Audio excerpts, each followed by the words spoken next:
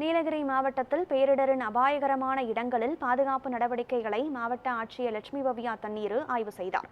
நீலகிரி மாவட்டத்தில் அதிக கனமழைக்கான red alert விடுக்கப்பட்டுள்ள நிலையில் உதகை, குந்தா, பந்தலூரில் பலத்த காற்றுடன் கூடிய கனமழை பெய்து வருகிறது.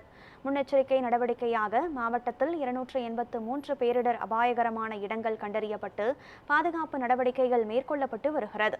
இந்நிலையில் பாதுகாப்பு நடவடிக்கைகளை மாவட்ட ஆட்சியர், பருவமழை கண்காணிப்பு அலுவலர் லலிதா ஆகியோர் ஆய்வு மேற்கொண்டனர். அப்போது செய்தியாளர்களுக்கு பேட்டியளித்த ஆட்சியர், கனமழை பெய்து வருவதால் சுற்றுலா பயணிகள் குந்தா பகுதிக்கு செல்ல வேண்டாம் எனவும், தேவையின்றி மக்கள் வெளியே நடமாட வேண்டாம் எனவும் அறிவுறுத்தினார். நம்ம ரெயின்ஃபால் வந்து குந்தா சைடில் அதிகமாக பெஞ்சது. ஆல்மோஸ்ட் 200 mm வந்து நமக்கு ஒரு இடம் மட்டும் Avalanche, upper Bhavani side, Emerald சைடே அவ்வளோ ரெயின்ஃபால் பெஞ்சது. ஸோ எல்லா டூரிஸ்ட்க்கும் லோக்கல்ஸ்க்கும் கூட ரிக்வெஸ்ட் என்னென்னா, தயவுசெய்து கொஞ்சம் அந்த சைடு போக வேண்டாம். பிகாஸ் நிறைய ட்ரீ ஃபால்ஸ் கூட இருக்குது.